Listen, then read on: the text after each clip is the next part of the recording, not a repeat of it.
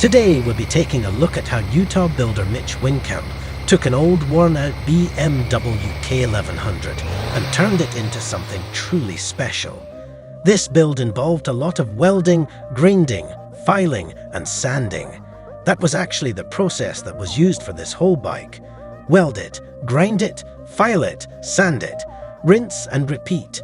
Mitch had limited tools and had to work with what he had. We've truly never seen a K-bike like this one.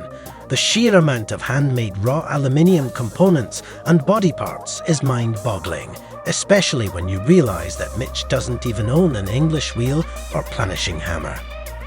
So racers, start your engines and let's get to work. Mitch's 1995 K1100 Caferacer has been several years in the making. The original driving force behind the project came after helping a friend to build his custom K100.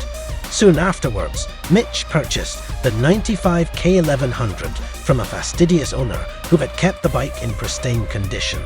But the pandemic and all the challenges it presented slowed the progress of the build.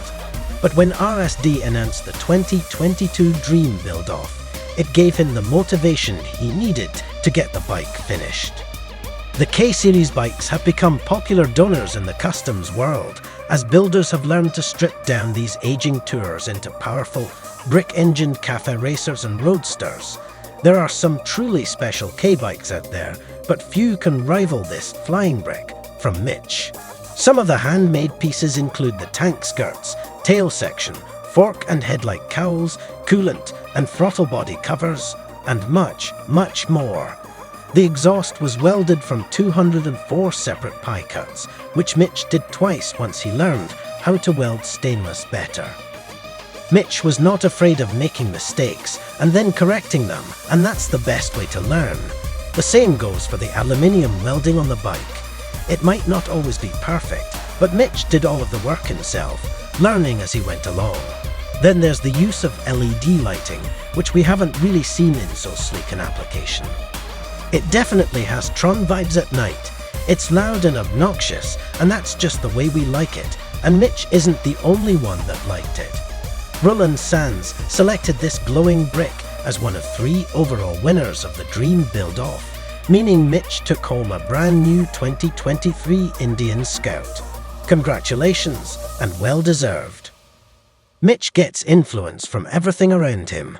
He keeps folders full of pictures of motorcycles, cars, architecture, houses, industrial design, etc. He always knew he wanted to build a bike with LEDs, and the K1100 fitted the design he was going for. Having the raw aluminium helped to hide all of the acrylic panels because the colors are pretty close. Everything else on the bike just flowed as he built it. He usually has a general idea of the design before he starts, but definitely lets the build flow as he builds it. There were a few things Mitch learned along the way that he will pass on to future builds. First, he learned how to not weld stainless. This was his first time welding stainless, and he made the whole exhaust, 200 pieces. It was okay. Actually, it was bad. He had someone notice his welds on Instagram and give him some pointers, and that helped tremendously to correct some of the things he was doing wrong. The downside to this is that he had to start over, which he did. The exhaust on this bike is Mitch's second exhaust, so he's not afraid of making mistakes and then correcting them.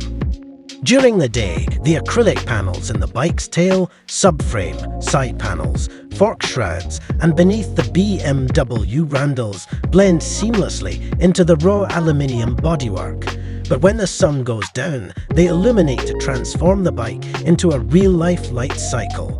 To add to the spectacle, the panels also double as turn signals, making it very easy for other motorists to anticipate Mitch's next move.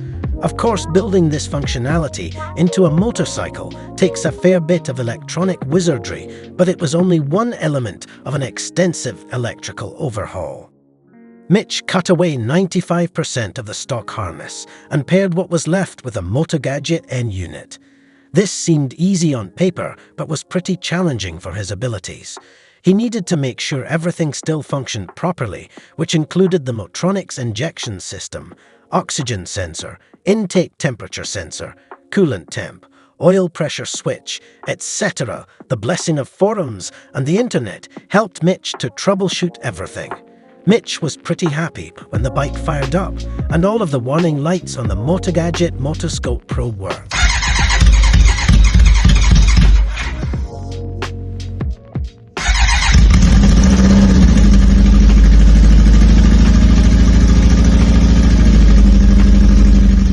A big goal with the wiring on this bike was to hide the wiring harness.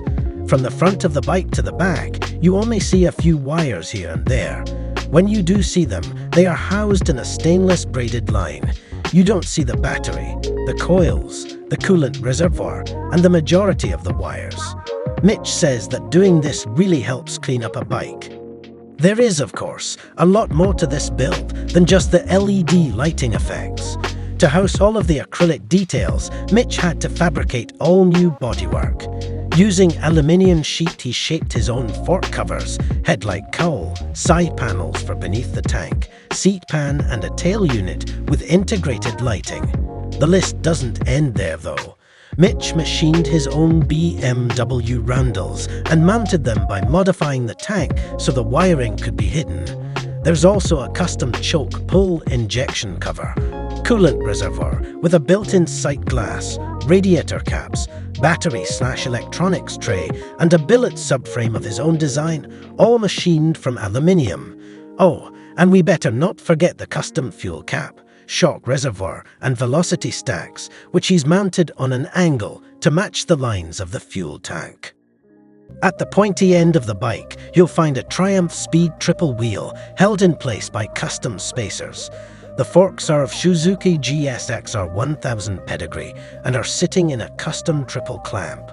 They also came equipped with brake hardware by Brembo.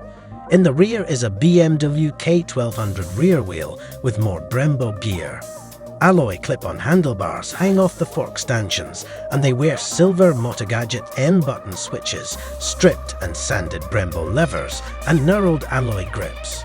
Sitting atop the modified clamp is a trick-looking Scotts/Oldens steering damper and a Motogadget Motoscope digital gauge. The gauge sits in a custom-made aluminium housing, and alloy BSK rear sets complete the revised riding position. For the finished appearance of his BMW K1100, Mitch went with a black and raw alloy theme. Almost the entire lower half of the bike is black, while the upper section is all brushed alloy. Mitch has a strict rule with his bikes that the color palette should be no more than 2 colors, so the only color you'll find here are a few blue LED accents. For an even cleaner finish, and to shed a little more weight, he's also swapped all the fasteners with titanium examples. After all, it's the little details that count. In regard to the bike's performance, Mitch is very happy with the outcome. He says that with his builds, he always aims to create a bike he can jump on a ride whenever he wants, and it must be reliable. According to him, his K1100 Caferacer rides like a dream and is super light and nimble. We've seen a lot of modified flying bricks popping up lately, but few have been as impressive as this one. Could this be a contender for this year's top 10 Caferacers? We think so.